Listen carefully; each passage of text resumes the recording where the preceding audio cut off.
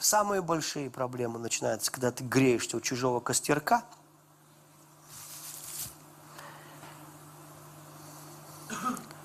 Конечно, Иисус не осуждал Петра. Он же знал. И, конечно же, Он его восстановил. И, конечно же, Петр полностью посвятил свою жизнь Иисусу. Я хочу помолиться за тех, кто, может быть, вы не посвящали так вот жизни Богу, а вы бы хотели. Вы бы хотели этой близости. Может быть, вы пытались как-то и миру угодить, и Господа любить. Но это не получится, это невозможно. Бог сказал, вы не можете двум господам служить, у вас будут проблемы. Он это сказал не потому, что у вас времени не хватает, что вы только для одного дела рассчитаны, а потому, что Он не примет это служение. Потому что Он хочет тебя полностью. Потому что Он обожает тебя и желает тебя полностью. Ни с кем не делить. Ни с кем никогда не делить. Я не дошел до темы, и я извиняюсь, что не успел до нее дойти. Бог позволит, в следующий раз дойдем, будем учиться летать.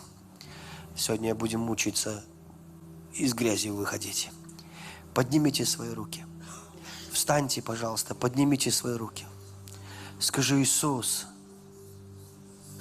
Иисус, я хочу, чтобы Ты был только единственным Богом в моей жизни. Единственным поклонением, предпочтением, любовью и обожанием. Если вы пытались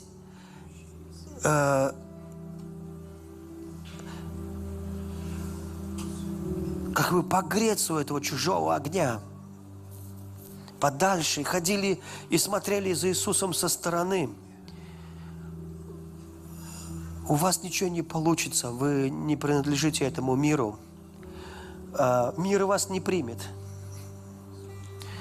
Вы будете все время, как бы вы ни маскировались, даже если бы вы пошли бы в бар и нажрались до полусмерти, вы все равно рождены свыше, и вы все равно Его дети.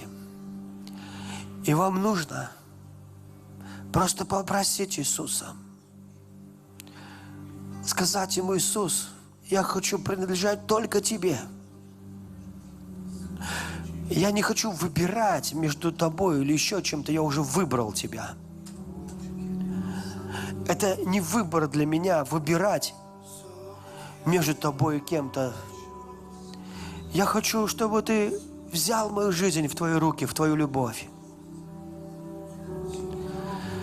Я хочу ходить в сверхъестественном.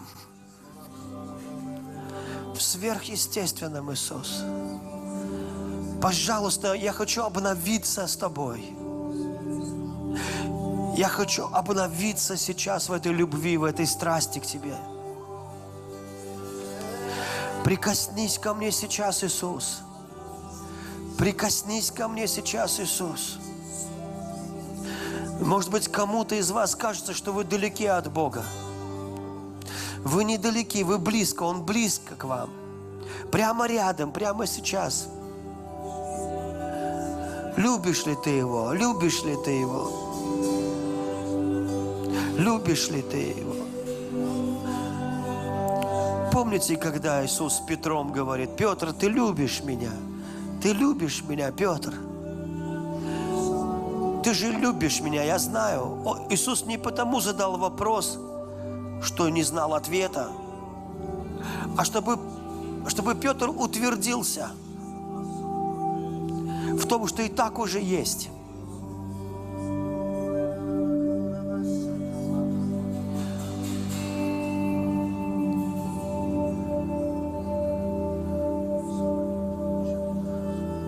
Если мужчина очень сильно огорчил свою жену,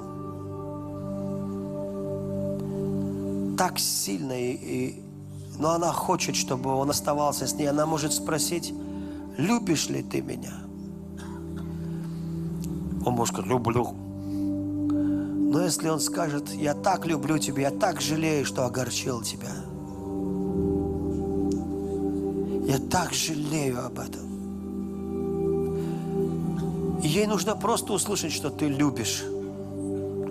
И вот точно так же Иисус сейчас хочет услышать, любишь ли ты, хочешь ли ты этой близости. Потому что ты никогда не пожалеешь. Никогда в жизни не пожалеешь, что позволил Иисусу любить тебя. У нас в городе лет 10-15 назад, больше, наверное, 15, был один проповедник один раз, японец по происхождению, но достаточно большой. Я запомнил его проповедь. Это было потому, что он сказал, что он был восхищен на небеса. У него было переживание с Иисусом. Когда он увидел Иисуса, он вспомнил о своем грехе. И он сказал, не потому, что у него не помнил о нем, а потому что во взгляде Иисуса он увидел, что Иисус что-то от него ждет. И он думал, что Иисус ждет. И он сказал, Господи, прости мне, я сделал то-то и то-то. Он говорит, я простил тебя. Я, говорит, подумал, может, еще что-то. Я, говорю, грубо разговаривал с моей женой, прости меня. Он говорит, я простил тебя. И я говорю, Господи, а что не так? Что ты имеешь против меня? И Господь сказал, я все тебе простил, но у меня есть что-то против тебя. Я говорю, что? И Бог сказал, ты так и не научился принимать мою любовь. И так и не научился. Потому что старший сын так был зол, когда младший вернулся. Потому что он пахал, работал и никогда в жизни не пользовался благословениями своего отца. А Бог хочет нас благословлять. И я молюсь во имя Иисуса, чтобы ты воспользовался всеми благословениями твоего Небесного Отца. Чтобы ты насладился пиром, потому что песня песней, она вводит тебя в дом пира. Она вводит тебя в дом пира. И в дом пира, в дом накрытого стола, в дом тучных тельцов, заколотых и приготовленных, в дом, шикарный дом Бога, вводит любовь. Поэтому в дом пира упоминается в песне песней. Когда твоя любовь к Богу, она взаимная, и когда ты принимаешь Его любовь. Подними свои руки, я буду молиться за тебя. Я через несколько секунд вас отпущу. Отец, научи нас принимать Твою любовь. Отец, научи нас принимать всю Твою любовь. Научи меня принимать всю Твою любовь. Я принимаю Твою любовь, я принимаю все, чем Ты хочешь благословить меня, чем Ты хочешь любить меня, мой Бог. Я принимаю Твое благословение. И я отдаю Тебе всю славу, честь, хвалу, благодарность. И если ты где-то там чувствуешь, что ты грелся у чуждых огней, скажи, прости меня, пожалуйста, Иисус. Прости меня, я хочу быть в близости с Тобой. Я не хочу за Тобой смотреть издали. Я не хочу наблюдать за Тобой издали.